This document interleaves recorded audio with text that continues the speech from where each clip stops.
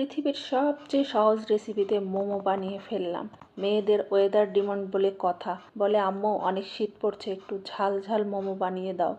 তাই মেয়েদের আবদার রাখতেই বানিয়ে ফেললাম ঝাল ঝাল মশলাদার মোমো। যে কোনো শীতের সন্ধ্যায় এরকম ঝাল ঝাল মশলাদার মোমোগুলো বানিয়ে নিতে পারেন আপনিও। আমি আসলে প্রথমবার বানিয়েছি, তারপর আলহামদুলিল্লাহ অনেক ভালো হয়েছিল। তো আপনিও বানিয়ে নিতে পারেন। তো এটা বানানোর জন্য আমি ফ্রিজ থেকে এক টুকরো মাংস বের করে নিয়েছি। এটাকে টুকরো টুকরো করে কেটে নিব। কেটে এটাকে পাটায় পিষে নিব। পাটায় পিষে ব্লেন্ড করে নিব। আমি আসলে ব্লেন্ডারে করি নাই, এটা আমি পাটায় পিষে নিচ্ছি। আর যেহেতু পোলট্রি মুরগির মাংস এটা নরমই হয়, পাটায় করতে সমস্যা হয় না, তো আমি পাটাই করে নিছি, কোনো সমস্যা হয়নি। আপনারা চাইলে ব্লেন্ডারেও করে নিতে পারেন। তো হচ্ছে আমার এই যে কিমা করা হয়ে গেছে, তো এতটুকু হয়েছে, এতটুকুই যথেষ্ট। অল্প কিছু বানাবো। এই তো এটার মধ্যে এখন দিয়ে দিলাম আদা কুচি, তারপর দিয়ে দিলাম একটু গাজর কুচি, তারপরে দিয়ে দিলাম একটু ধনিয়া পাতা, একটু কাঁচামরিচ, একটু পেঁয়াজ, একটু রসুন কুচি, একটু শুকনো মরিচের গুঁড়া, তারপরে দিয়ে দিলাম একটু লবণ। এখন দিয়ে দিলাম কালো গোলমরিচের গুঁড়ো, সয়া সস, সবগুলোই পরিমাণ মতো দিবেন। আর দিয়ে দিলাম 1 চামচ কর্নফ্লাওয়ার। এখন এগুলো ভালো করে মিশিয়ে নিব। আমি চামচ দিয়ে মিশাতে নিছিলাম, আমার একটু বিরক্ত লাগতেছে, আমার অত ধৈর্য নাই, তা আমি পরে হাত দিয়েই চটকায়া চটকায়া মাইখা নিছি। আপনারা চাইলে চামচ দিয়ে মিশাইতে পারেন, কোনো সমস্যা নেই। আমার ধৈর্য কম, তাই আমি হাত দিয়েই চটকায়া চটকায়া নিছি।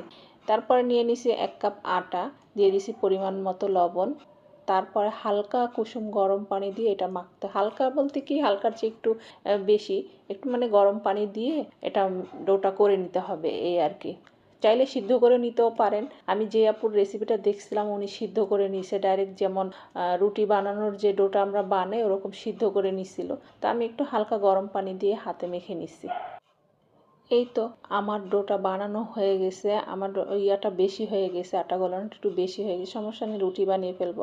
এই তো রুটির মতো করে বেলে নিছি, এবার পাতলা পাতলা করে। তারপরে একটা ডিব্বার মুখা দিয়ে বানিয়ে নিছি। আমার ওরকম গোল কিছু হাতের কাছে পাইনি, তারপর কি করবো, একটা মুখা নিয়ে নিছি, মুখা দিয়ে একটু গোল মানে একই সাইজের সব করে নিতেছি। একই সাইজের সবগুলো করে নিয়ে তারপরে হচ্ছে বানাবো, মোমোর শেপটা আর কি দিব। আগে সবগুলো এরকম বানায় নিব। তা আমি এই যে গোল মুখা এটা দিয়ে এইভাবে সবগুলো বানায় নিচ্ছি। আমি জীবনের প্রথম বানাইছি, তারপরও মাশাআল্লাহ অনেক সুন্দর হয়েছে, মজা হয়েছে, মেয়েরা খেয়ে অনেক তৃপ্তি পাইছে, এই আর কি। এই যে এইভাবে সবগুলো বানায় নিচ্ছি। আগে যে কয়টা বানাবো আর কি, মানে মনে মনে চিন্তা করছিলাম, ঠিক ওই কয়টা এইভাবে কেটে নিচ্ছি। এই যে সবগুলো আমার হয়ে গেছে। এখন আমি পরিমাণ মতো এটার ভিতরে পুরটা দিয়ে, তারপরে শেপ যে যেরকম পারেন, আমি আসলে মোমোর যে অরিজিনাল যে শেপটা আমি ওভাবে পারি না, সেজন্য আমি আসলে ওইভাবে বানাই নি। তা আমি যেভাবে সহজ মনে করছি আসলে ওইভাবে বানাইছি। এই যে কুলি পিঠার মতো মুখটা একটু পানি দিয়ে একটু আগে আটকায় নিছি। আটকায় নিয়ে এই কুলি পিঠা যেরকম বানায় আর কি, কুলি পিঠা বলেন বা পুলি পিঠা বলেন, আমাদের দেশে কুলি পিঠা বলে, এইভাবে দিয়ে তারপর একটু এরকম পেঁচায় দিছি।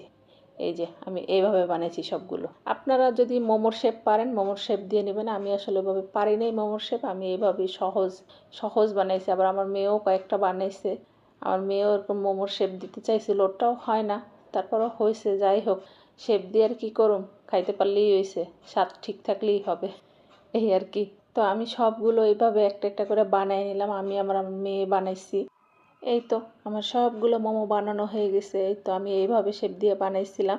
ওই গোল গোলগুলো আমি বানাইছি, আর এই লম্বা লম্বা এই যে এগুলো আমার মেয়ে বানাইছে। আসলে আমার মেয়ে পারে, তবে ওরকম একবারে মোমোর শেপ ওরও হয় না, তারপরও যা হয়েছে স্বাদটা ঠিকঠাকভাবে থাকলেই হয়, এই আর কি।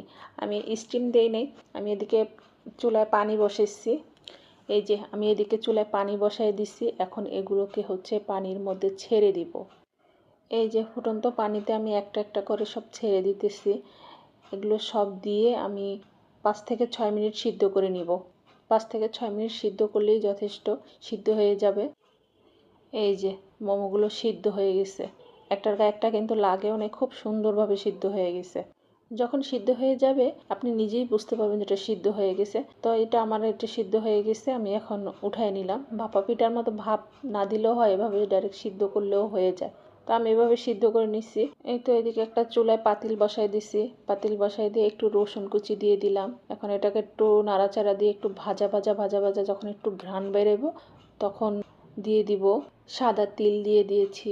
আর দিয়ে দিচ্ছি সে শুকনো মরিচের গুঁড়ো, গোলমরিচের গুঁড়ো, সয়া সস। এগুলো সব পরিমাণ মতোই দিতে হবে, পরিমাণ বুঝে বুঝে দিবেন। আর একটু টমেটো সস দিয়ে দিলাম, দিয়ে একটু নাড়াচাড়া করে একটু ধনেপাতা দিয়ে দিচ্ছি। এই যে এখন মোমোগুলো ঢেলে দিলাম, দিয়ে একটু নাড়াচাড়া করে নামিয়ে ফেলবো। এই যে একটু ভালো করে নাড়াচাড়া করতে হবে যাতে মশলাটা একটু গায়ে লাগে। আপনারা চাইলে হচ্ছে এই মশলাটা যদি আপনারা আলাদাও বানান, আলাদা বানিয়ে আর কি ডুবিয়েও খেতে পারবেন। তাই এইভাবে মাখো করে বানালে একটু ভালো লাগে, সব কিছুর মধ্যে লাগে আর কি। তো এভাবে বানিয়ে খাইয়ে দেখতে পারেন। অনেক